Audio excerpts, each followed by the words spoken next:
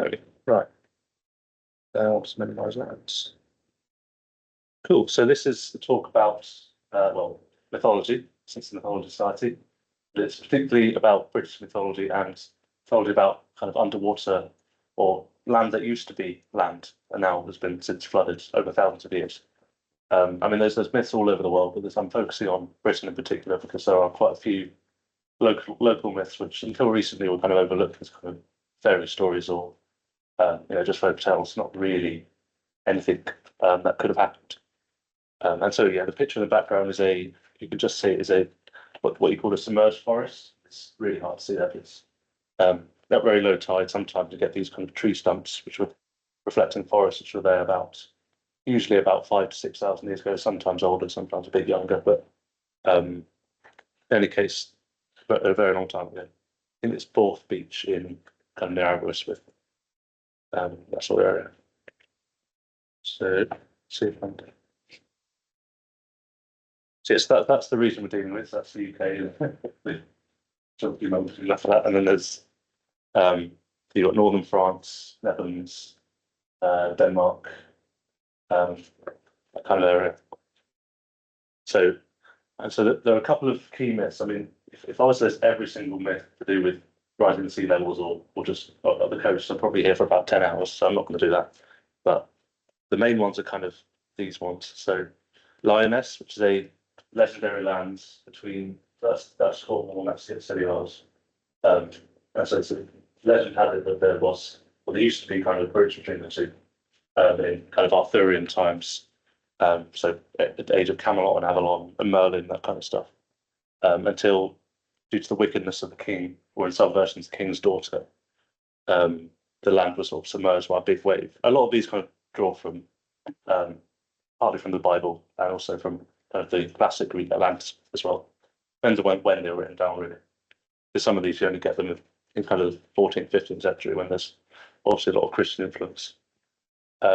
This one, it's a bit hard to pronounce. It's Cantre Gwaelod, which means the lowland hundreds. So a hundred is kind of like a unit of land, like a county.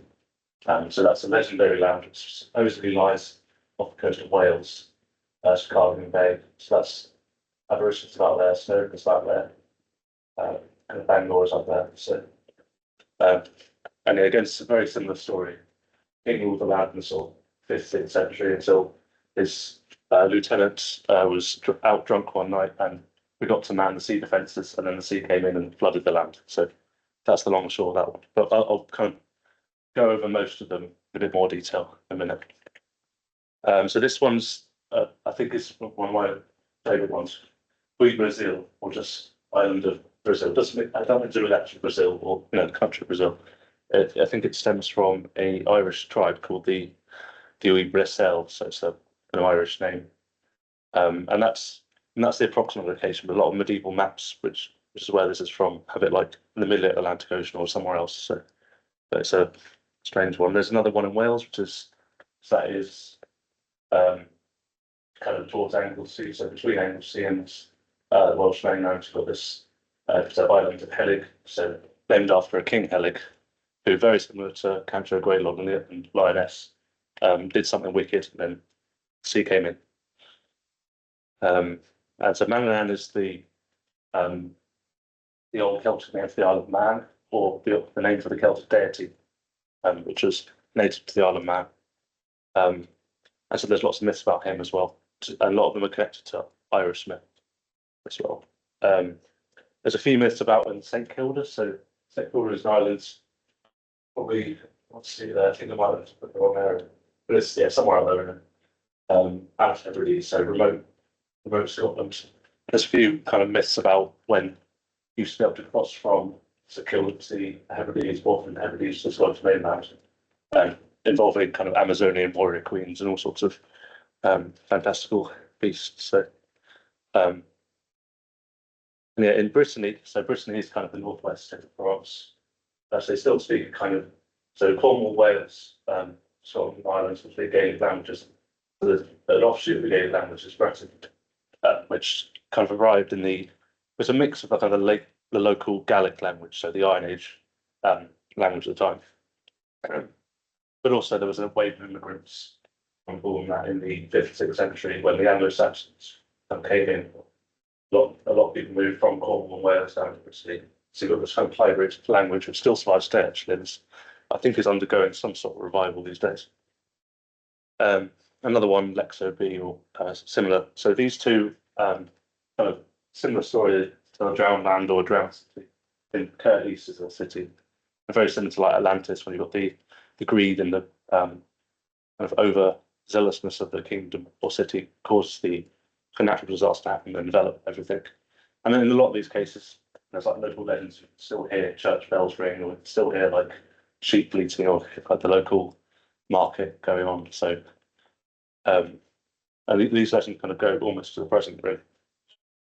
But the big black hole when it comes to legend is massive. The largest body of water there is up here, the North Sea, which is also the shallowest. And it's all essentially recently, recently in like geological time was dry land. So there were still islands in the North Sea about 6,000, maybe even 5,000 years ago. And 10,000 years ago, the entire North Sea up to almost Scotland and Norway was just this whole mass of dry land, which just gradually over. So it's kind of left as the ice age kind of retreated. They left this big expanse of essentially tundra, which became grassland and woodland. So you would have had like massive herds of reindeer go seasonally from one end of the North Sea to the other. And people must have lived there. Must have been probably more people must have lived here than they lived there, because it was going to be a bit more of a highland. There's not much there. Whereas this is where the actual action was going on. So, but the thing is, we don't have anything even resembling a myth about the North Sea, which is the mystery. Like, why is there no myth about it? When, I mean, I'll show you later, but there are some definite things that you could have made myths of, and something that people would have remembered, certainly. So yeah, so just breaking it down. So Lioness, so between the Scilly Isles and Cornwall. So it's first mentioned in kind of 13th century Arthurian romances. So things like the Green Knight and Tristan and Isolde. But so these are kind of French authors talking about Arthurian times. So the kind of legendary versions of the 5th and 6th century. So it's derived from an old French, I don't even know how you pronounce this, but Louinois, which actually refers to Lodonesia, which is an old name for Lothian. So that's the part of Scotland where Edinburgh is today. But somehow that was transferred to Cornwall instead. I think there was a bit of a mishap, really. But in Cornish, it's known as Letho, which I think just means drowned land. And interestingly, St Michael's Mount, which is like this island separated by, it's a bit like Lindisfarne, you've got this kind of causeway, and tidally it's submerged, so you can only go in certain times of day when the tide is low enough. So you've got this, and it's got a big church, and it was really important in like prehistory and early history as like a trading centre. But it's known in Cornish as Carrick Luzin Cws, which means grey rock in the wood. So it implies that perhaps in earlier times it was surrounded by woodland and perhaps a part of a submerged landscape, which has gone today. So, and yeah, for the Scilly Isles, there is, despite it being an island, there is some quite old stuff going on there. So the earliest occupation is about 5,500 BC, give or take 500 years. Just some stone tools, really, nothing more than that. And then it was a single island. I say the Bronze Age, but really up until the Roman period. It was just known as the Isle of Scilly, and nowadays the Scilly Isles. So slowly the sea has sort of come up and separated the islands. So yes, that's what it would have been about, I think about 8,000 years ago. So Cornwall that's Cornwall today, the kind of orangey stuff, green stuff, blue stuff that's been submerged. So you see there would be a lot more land, and these two islands don't exist. So perhaps there is something to this. And yeah, so Cantre'r Gwaelod, this is off the Cardigan Bay, Wales. So it's ruled by the king until the Cashel flood totally drowned the kingdom. That's first mentioned in a kind of mythological, but also a religious text called the Book of Carmarthen. So again, a long time after the events has supposedly happened. But it is potentially depicted in a map. So one of the earliest accurate maps produced in Britain is called the Goth map. So it's produced by a monk, I think, just receiving up, kind of transcribing other information. And we've got these two islands here, which don't exist in modern day. Everything else is accurate. So that top one is Anglesey. That's going to be Barnsley Island or something. And then, yeah, these islands exist. So the rivers of Wales are generally also accurate as well. So you've got these two here, which seemingly are depicted. I mean, people have argued that they're just embellishments. They like to hippie dragons and that sort of stuff. So they could just be, you just want to draw an island, this could have just felt with them like an empty space. But some other people argue that that could reflect reality. There's good analog for this actually. So these islands are in the position of two kind of glacial moraines, which are basically lumps of rock left by a glacier as it retreats. So perhaps a few thousand years ago, that would have been above sea level. But there's good, yeah, as I said, there's good analog because there's a very small island in the North Sea called Heligoland, which is essentially just this rock and with an airstrip on it. It was used by the Germans in the First World War and in the Second World War. It's a big kind of battle arena. But it used to be this massive, like 60 kilometers, 70 kilometers across, and it actually it's been documented to shrink about 90% of the last 1,000 years or 4,000 years or so. So, this for an island to disappear, it may sound a bit science fiction, but if it's made of if it just made of sand, like really sort of loose soil and mud, it could erode quite if the currents change or climate changes. So it's perfectly possible. And yeah, these are the two guys, Simon Haslett and Dave Willis, who argued about these two islands being real. And yeah, so Hoi Brazil, so you've got this medieval map that mentions island of Brazil and this other one, Denmark, which is, I think there's not much more info about that, but supposedly off the coastal island somewhere. So it appears, yeah, 14th century. And there is an account by Captain John Nisbet, who claimed the island was inhabited by large black rabbits and a magician living alone in a tall stone castle. Another visitor was approached by this very old man and given a book of spells, book of Hoi Brazil. So there's a lot of fantasy surrounding this. It's kind of a mystical island. I wonder whether it inspired Tolkien. It does sound a lot like some of the islands. So I wouldn't be surprised. And there are some shallow areas in that area in Strait of the Sea. So there's this bank called Porcupine Bank, which is like a submarine ridge.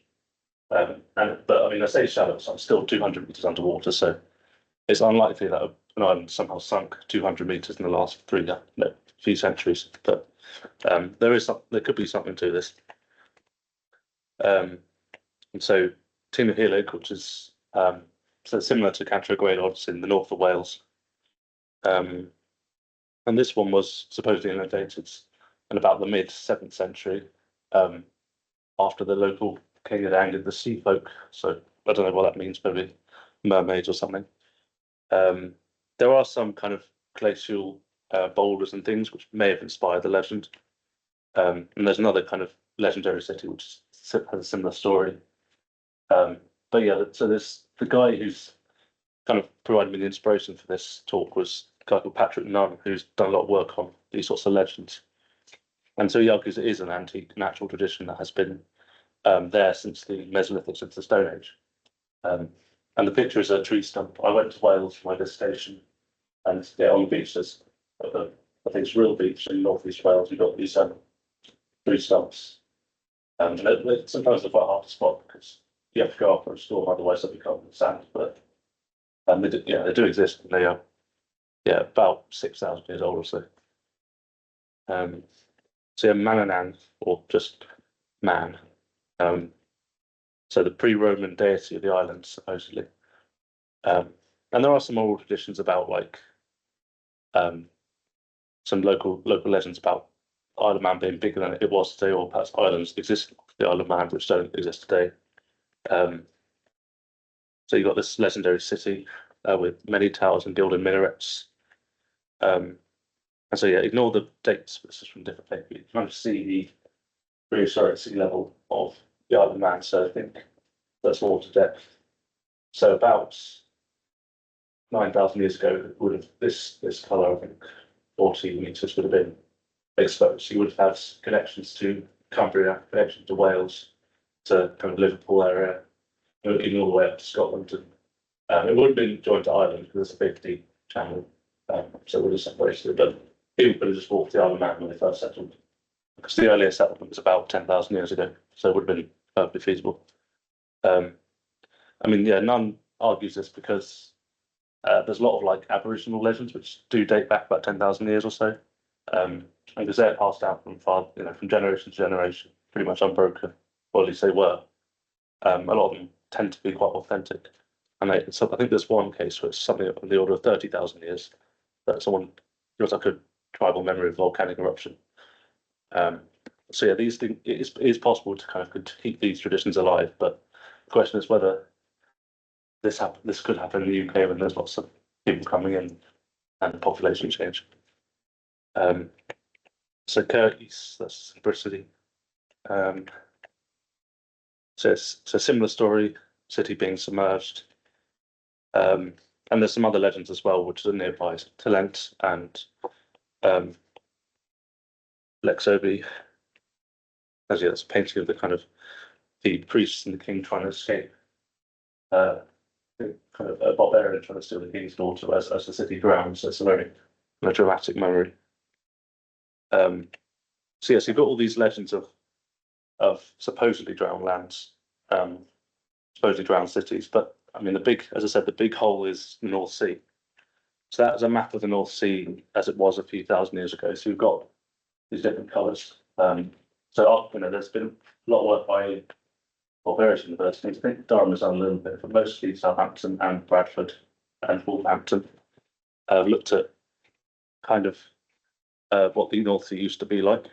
So they've done lots of coring and lots of surveys to see what the former land masses would have been. So the lightest colour is so it's the kind of dashed lines are where it would have been about 20,000 years ago. So you can see this sort of coastline. So out from, so I think we're here.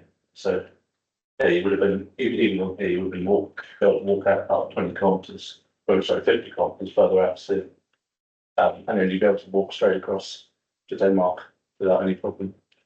And so yeah, it gradually gets in the data because it's very shallow land. It only really takes like a few meters for like half the shelf to disappear.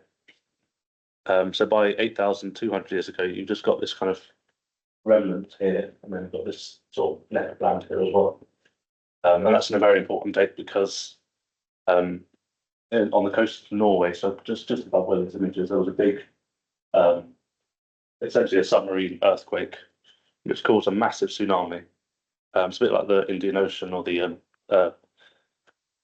Japanese tsunami in 2011, that kind of order. And because of the tsunami, it swept across all this land and then sort of I think there's slide out about here as well. And there's evidence of tsunami over here and up in Norway as well. And you've got these kind of deposits where they've got massive boulders and things lying above what used to be dry land. It was a very dramatic event, and I think probably would have bumped off everyone living on that submerged landmass. So they didn't have an early warning system. They didn't have 4G or Wi-Fi, so they wouldn't have known what was happening. I know nothing similar would have happened before, so they were kind of really caught off guard. And they weren't just they were hunter-gatherers, so they didn't really have very secure livelihoods anyway. So something like that would have completely destroyed even if they survived. There'd be nothing to eat, so it pretty much would have been the end. But despite them being ephemeral, despite them being the land being very liable to flooding, there have been some recent discoveries which show people did invest a lot of time in living in these places. So these are two, essentially what these are, walls. So they're recently, this German team went out, so this is in the Baltic Sea, not the North Sea, but essentially it's a kilometre-long stone wall that goes just underneath the Baltic Sea. Yeah, so they're made of essentially boulders which have been rolled into place, and there's bigger boulders which have been there originally, and they've used those to kind of connect the rest. And these are basically for hunting reindeer, because reindeer love straight lines, and as soon as they see kind of a natural kind of ridge or something, they'll follow that to migrate to wherever they want to migrate.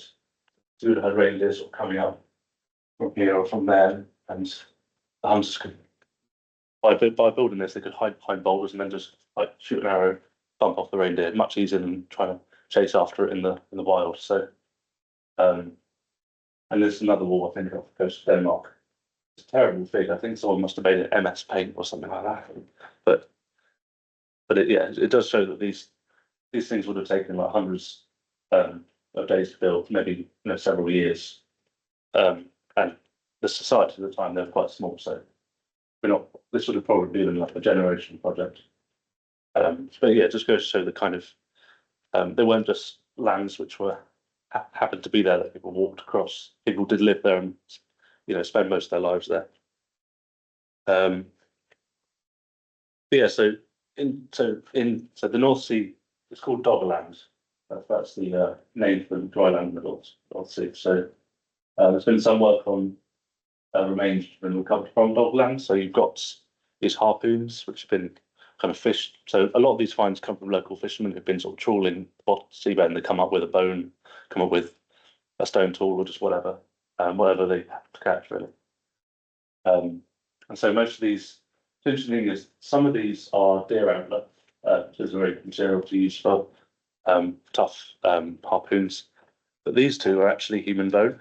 So it's probably someone's dad or someone's treasured relative who has been turned into a harpoon, which tells you something about their belief systems, really. What did they think? Did they realize it was human? Do they think it was kind of an ancestral? It was infused with ancestral power or something. So there's clearly a lot of hidden beliefs and hidden kind of worldviews we don't really know about.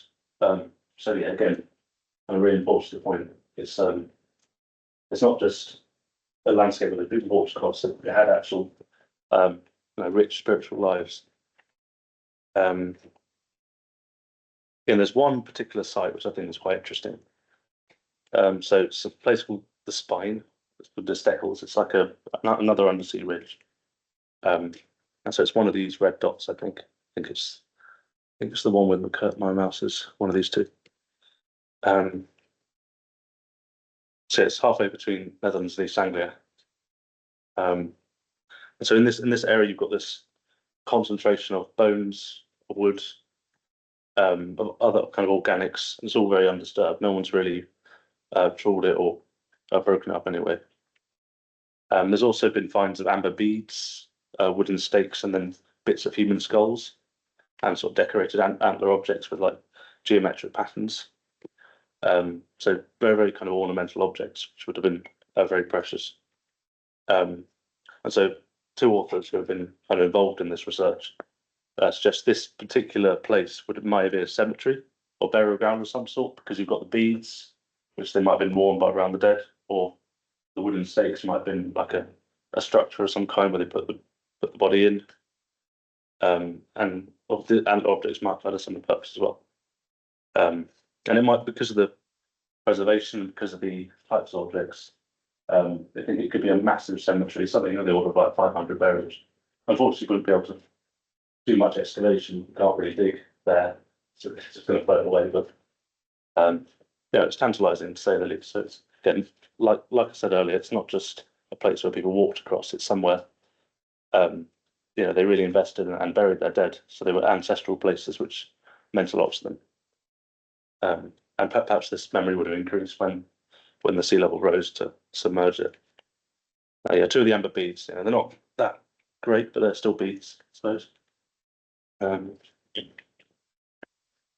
there's some miscellaneous objects which have been found by fishermen over the years. So the first one is kind of an antler rod. I think it would have been like a shaft for a spear or something like that. It's decorated with all sorts of zigzags and geometric patterns. Some of them, I think someone's argued they represent like a snake, so it could be some sort of snake charm or something, or some sort of ritual staff maybe. This is a horse hip sacrum, decorated with lions. to make it look a bit more like a face. And this is a little wooden figurine. I think it's my favourite object from prehistory because it's only about that big, but it's like you can grip it in a hand. It's like a little sort of talking piece or like a paperweight or something. It wouldn't really be out of place in some sort of Durham craft market today, to be honest. Yes, it's a little grinning thing, and it's found. I think building a new dam in the Netherlands, and some workers were kind of digging past this ancient forest, and they found this the roots of an oak tree, and just like kind of tucked in the roots. So someone must have put it there. Yeah, so you've got these objects, and you've got evidence of people burying their dead and people kind of imbuing the landscape with belief systems. And I think the best evidence, though, does come from after it was submerged. Somebody dropped these two axes. So this is after it was submerged, about 2,000 years or so. They dropped them exactly where the last piece of land would have been. And these are Neolithic axes. They're polished. So initially, you would have started with just a lump of stone, and you'd slowly grind it down. And it would have taken about a few months to do. So you got these really nice polished orange axes, which have been used for woodworking and things like that. But yeah, someone clearly it could have been accidental, but I mean, the fact there's two of them and they were found in the same place implies that perhaps they were kind of thrown in a bag as a kind of offering to the gods. So yeah, they're about 3,900 BC, about 5,000 years old. And this is Seahenge, which was quite famous in its day. So it was discovered in about 2003. So I mean, they call it Seahenge because it's a circular timber, so it looks a bit like Stonehenge, but it's only about that tall, so not really the same thing as Stonehenge. But it was a subject of quite a big fight between like the local community and the museum, who wanted to take it out to the sea to stop it getting destroyed, because the locals kind of wanted it there.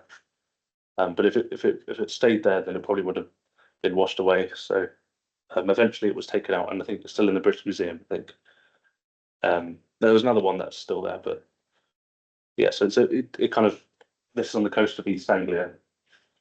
So yeah, Norfolk. So it shows that these religious beliefs about the sea being sacred and thing kind of continued well after the North Sea had been submerged. So this is about 4,000 years ago.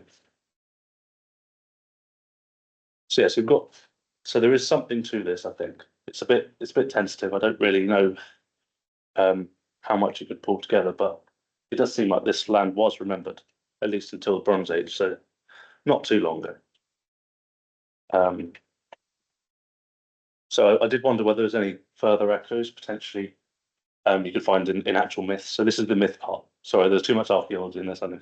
But so there's a Roman source. I think it's I don't remember the actual source, but they describe the origin of the Cimbrian War. So that's when these two Germanic barbarian tribes invaded the Roman Republic, and supposedly because there was this disastrous flood which came across the whole of Scandinavia, which forced them to flee. But I think a lot of people have checked, they've sort of dug around and done cores and things, but no one's ever found any evidence of this during the time.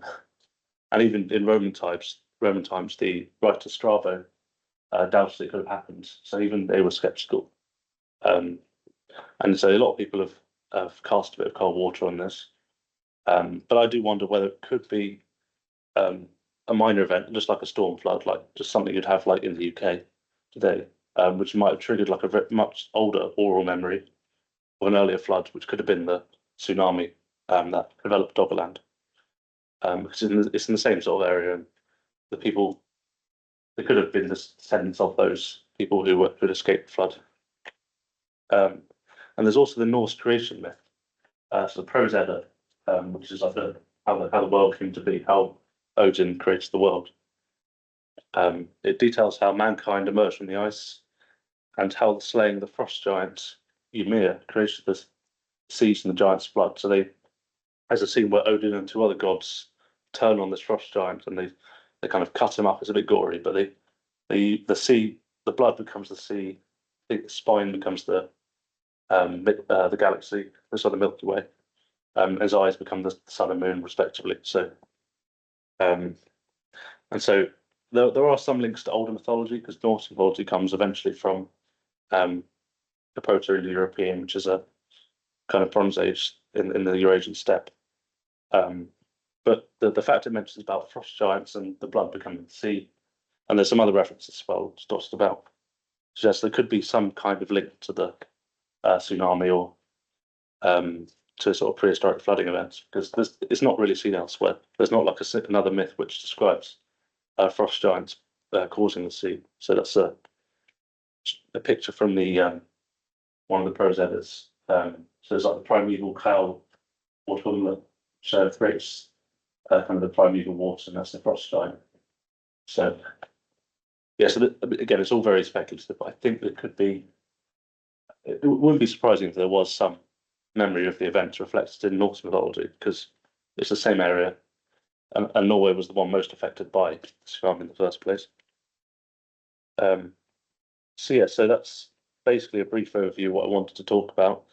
Um, I'll just try to overlay what myths already exist, what people have argued about the myths.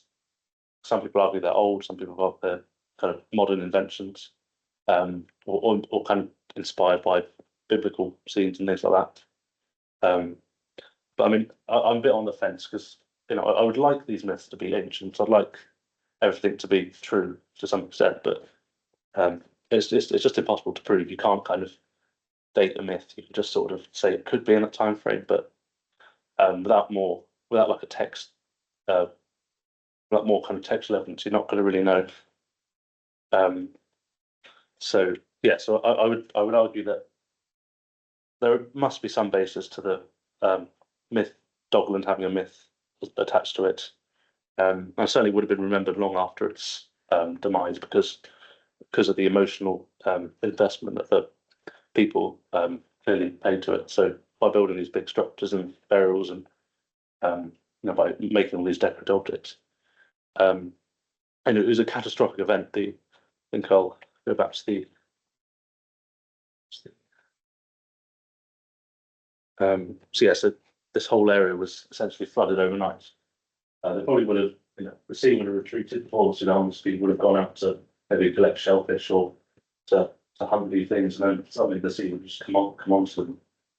And there's another paper which has been mentioned, but there are no human remains in this area which are dated after the event. So clearly, I mean, we could have just not found everyone. I don't think anyone searched the entire North Sea, but it clearly implies that pretty much everyone was wiped out. And yeah, I think even County Durham, it's a bit further south below here. It's like there's like you can see where the tsunami had hit on the coast. You got these deposits of peat, and then suddenly stop. And there's just rubble above it. So, and it's also clear in Northumberland and also in Scotland and Shetland as well. So, clearly it was an absolute disaster in every sense of the word. And it would have left not just like a physical effect on people, but an emotional and psychological effects down the generations, just as other events have, like Vesuvius or the Black Death or something like that. So clearly, it must have been remembered some way or other. It's yeah, but what that memory is, I don't really know. We have very limited evidence because it's very hard to explore the North Sea because of the permissions you need. Really, a lot of what we got has just been stray finds and fishermen. So that was a stray find. I mean, all these are stray finds, really. Not done by archaeologists, but well, we can kind of make of what we can, really. That's really the kind of job that marine archaeologists have to do, kind of pick up the pieces. Yeah, so again, these things, maybe, I don't know. I just kind of came across this simply and plugged in, well, maybe could be something. But yeah, that's pretty much it. So, anyone got any questions or thoughts? Yeah. The North Sea, Lindisfarne view, 100%. Yes, I mean, if we go back to the map, it's a good question because yeah, Lindisfarne is sort of at the right at the heart of it. So Lindisfarne, I guess, is up. Where the coast right, a little bit further. So yeah, that would have been affected. I don't know if anyone's found anything of that date in Lindisfarne, but because I think most of it has been built on top of by the Anglo-Saxons and so forth. But yeah, certainly there would have been one place where there would have been myths attached. I think there's lots of myths attached to Lindisfarne anyway, aren't there? So I wouldn't be surprised if there is kind of or at least there was a myth attached to the separation of Lindisfarne from mainland, because it's a bit like Maps at Michael's Mount, where you've got the kind of tidal causeway, so you can only go in certain times. But have you been to Lindisfarne? Last week? Oh, nice. To go for a swim. So nah, it is a bit choppy up there. There's also in mythology, Jormungand, the world serpent, like mention that basically the idea that he causes turbulence. Yes. That, and the whole myth of Thor casting a cow's head and fighting with Jormungand, and the whole world is kind of like, what the fuck? There could be. Yeah, it could be. I mean, all these things must have been. I mean, what we have in the text is basically one guy's idea what Norse myths should be. It's Snorri Sturluson, just some old guy living in Iceland. So actual Norse mythology might have been very varied. Yeah, it was like the prose Eddas are famously known for being like not a super great sword. No, I mean they start with the whole Thor of Troy. So actually, it was totally the Trojans and the Christian world. So yeah. Yeah, so sorry, get another question. I just thought Lindisfarne was interesting because it was like 1793 when the Vikings invaded. Yeah. And that was, they also made mentions about it being the avarice of the people that brought it on, like them growing their hair out like their pagans. Yeah. I mean, a lot of these, I guess, are given religious explanations, aren't they? I think what Patrick Nunn argues is that these stories are rationalizations of events that they can't explain. So something that happened over thousands of years might be better explained to an audience as something happened over 10 years or on a single night. So, for instance, the Cratchit Gaylord story in the Isle of Man stories, they probably occurred over several hundred years, but it's easy to tell someone it happened in one night, or because just detailing geological history is not people aren't going to be very interested by that. So, yeah. May I ask, you mentioned the idea that a few of them were kind of moralistic, and Yeah. it was a punishment for bad things that the land flooded. Were most of them that way, or were there some that I think some were less so. I mean, Lioness, not really that moralistic. Again, it really depends what version of the myth it is, because a lot of them are found in which are otherwise kind of hymn books or Christian. They're just kind of mentioned in the margins or something.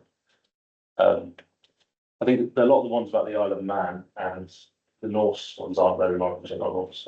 Hebridean ones aren't very moralistic. They're more about warrior women and Irish warrior demigods and things like that. So it's a lot more sword and sorcery, that one. But there's a whole. I mean, the whole legend of the Giant's Causeway was part of a bridge that connected Ireland with Scotland for this giant to cross, and the guy followed after him was a sort of Hercules type figure, Finn McCool, who was kind of slayed the giant in the end. I think there's another Irish legend. I think there's the god's belly or something, and he walked across the Irish Sea just because he was so tall. It only went up to his ankles really, just not to cross. So I think it really depends what culture it's from. Particularly the ones that are in Christian context tend to be moralistic.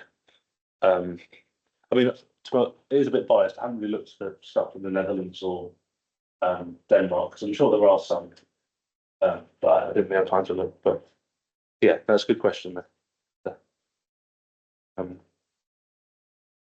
Any other thoughts or I didn't. So, yeah, I mean, if you have any, do feel free to ping me an email as well. If you've got any kind of comments. I mean, at the North Story, that was really, because I don't really know that much. It's kind of a off the cuff thing. I'm more of an archaeologist than a mythologist, so I just thought is there a way to get to do something? But yeah, okay, I'll stop recording now.